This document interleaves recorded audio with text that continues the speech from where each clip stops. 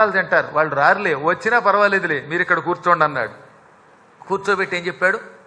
నాయనలారా, మనం జీవులుగా పుట్టాం. జీవుల ఆయుర్దాయం సహజముగా 100 ఏళ్ళు. ఈ 100 ఏళ్లలో సగం కాలం నిద్రలో గడిచిపోతుంది. రాత్రిపూట ఎలాగో నిద్రపోతాం, పగలు కూడా పడుకుంటాం. అన్నం తిని పడుకుంటాం, తినకుండా పడుకుంటాం. నిద్రలో సగం కాలం వ్యర్థమైపోతుంది. ఇంకా మిగిలిన కాలం ఏమవుతుంది? కొంతకాలం చిన్నప్పుడు ఆటల్లో గడుపుతున్నాం, బాల్యం అంతా ఆటల్లో. యవ్వనం రాగానే ఇదిగో ఇలాంటి చదువులనే పేరుతోటి పనికి మాలిన చదువులు, అర్థశాస్త్రం నేర్చుకుంటున్నాం. అర్థశాస్త్రం కాదు, అది వ్యర్థశాస్త్రం. తర్వాత క్రమంగా యవ్వనంలోకి రాగానే ఆడ మగ చూసి ముడి పెట్టేస్తారు. ఇక్కడి నుంచి వీళ్ళిద్దరూ అన్నమాట ఎక్కడికి వెళ్ళినా సరే ఓహో ఓహో అంటూ, అసలు చూపులు చూసి చూడగానే ఆ దిక్కుమాల వాడి గురించి ఏం తెలుస్తుంది? అయినా స్త్రీ వాడిని ప్రేమిస్తోంది, పురుషుడు ప్రేమట 2 సార్లు చూసుకుని అమ్మా నాన్న నేను వాడినే చేసుకుంటాను, లేక నేను దాన్నే చేసుకుంటాను అంటారు. నేను చెబుతున్న మాటలన్నీ ప్రహ్లాదుడు చెప్పిన మాటలు చెబుతాను, నా సొంత మాటలు కాదు. కావాలంటే మీరు పురాణం చూసుకుని అందులో ఉందో లేదో చూడండి. యవ్వనం రాగానే ఈ విషయలోలత్వంలో పడిపోతారు. పెళ్ళి లేక ఏదో ఒకమైనటువంటి కామవాంఛలో పడిపోతారు. ఈ లోలత్వంలో పడిపోయి ప్రపంచాన్ని మర్చిపోతారు. ప్రపంచం ఏదో అనుకుంటారు. 4 రోజులు ఈ సంసార సుఖాలు అనిపించాక ఎక్కడి నుంచి మళ్ళీ సంసార తాపత్రయం విపరీతం అయిపోతుంది. పిల్లలు పెరుగుతారు, వీళ్ళ కోసం సంపాదన పెరుగుతుంది, దీనికోసం సంపాదనలో పడిపోతాడు. పెళ్ళాన్ని ఓ చోట వదులుతాడు, బిడ్డను ఓ చోట వదులుతాడు, వీడు డబ్బు కోసం మరో చోటకు పోతాడు మగవాడు. లేదా మగవాడిని ఇంట్లో కూర్చోబెట్టి నువ్వు ఎందుకు పనికిరావురా అని భార్య సంపాదన కోసం ఓ చోటకి పోతుంది.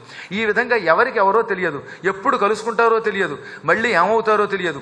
ఇంకా యవ్వనమంతా కేవలం ఈ విధంగా అర్థ సంపాదనతో, కామముతో, పిల్లల్ని పెంచడంతో, ఈ పిల్లల యొక్క ముద్దు ముచ్చట్లతో, వేళ్లని చదివించడంతో గడిచిపోతుంది. క్రమంగా శరీరంలో మార్పు వస్తుంది, శరీరం శిథిలమైపోతుంది, వార్ధక్యం వస్తుంది, దగ్గు పెరుగుతుంది, తుమ్ములు పెరుగుతాయి, మోకాళ్ళు పనిచెయ్యవు, చేతులు పనికిరావు, పురాణానికి కుర్చీలో కూర్చుంటే నిద్ర వస్తుంది, ఆరోగ్యం పాడైపోతుంది, చెవులు సక్రమంగా వినిపించవు, చేదస్తం పెరుగుతుంది, అందరికంటే ముందు రారు, ఆలస్యంగా వస్తారు, వచ్చి పక్కవాడు కుర్చీ దగ్గర గొడవ చేస్తారు. ఈ విధంగా నానా గందరగోళం వచ్చేస్తుంది. ఇది వార్ధక్యం యొక్క లక్షణం. ఈ వార్ధక్యంలో ఎవడన్నా ఏదైనా చెబితే కోపము వస్తుంది, తిక్క పెరిగిపోతుంది, గురుద్వేషం పెరుగుతుంది, అనారోగ్యం పాలైపోతారు, మంచాల మీద పడతారు. చివరికి రోగంతో తీసుకుని మనం సంపాదించిన డబ్బంతా వైద్యశాలలకు అంటగట్టి వైద్యో నారాయణో హరి అంటారు. చివరికి మొత్తం లక్షలు తగలేస్తారు. చివరికి ఏం మిగిలింది? కుత్తుక నుంచి ఎలుగు రాక, నోటిలో మాట రాక, చేష్టలుడిగి, ఆహారం తినలేక, ఎవరు ఏం చేస్తున్నారో తెలియక, వీడేదో అంటుంటే వాడికి అర్థం కాక వాళ్ళు ఏడుస్తూ ఉంటే దానివల్ల శుభముందా? దీన శుభములేదు, దివ్య కీర్తియులేదు, జగతి పుట్టి పుట్టి చచ్చి పొరలనేలా, మనకు చావని పుట్టని త్రోవ వెదకి కొనుట దొడ్డ బుద్ధి. ఎంత అద్భుతంగా చెప్పాడో ప్రహ్లాదుడు. దీనివల్ల శుభముందా? పోని దివ్య కీర్తి ఉందా? ఏం కీర్తి మనకి? ఈ జగత్తులో పుట్టి చచ్చి మళ్ళీ తల్లి కడుపులో ప్రవేశించి, మళ్ళీ జన్మెత్తి, ఏదో పెరిగి, మళ్ళీ చచ్చి, ఇలా ఎన్ని జన్మలు గడుపుతున్నామో. కుక్కగా, పందిగా, దోమగా, నల్లిగా, గోడ మీద బల్లిగా, బయట తిరిగే పిల్లిగా, ఇలా తిరిగి చివరికి మానవ జన్మెత్తుతామో అధో జన్మల పాలైపోతామో తెలియదు. దీనివల్ల ఏ లాభము లేదు.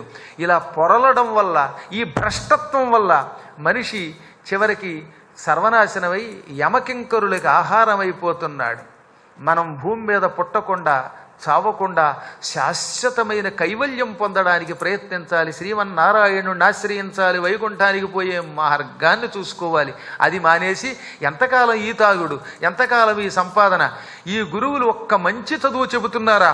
చెప్పడొక చదువు మంచిది, చెప్పెడి తగులములు చెవులు చిందరగొనగా, ఎప్పుడు మన ఎడ వజ్జలు చెప్పెదొనక చదువు వినుడు చిత్త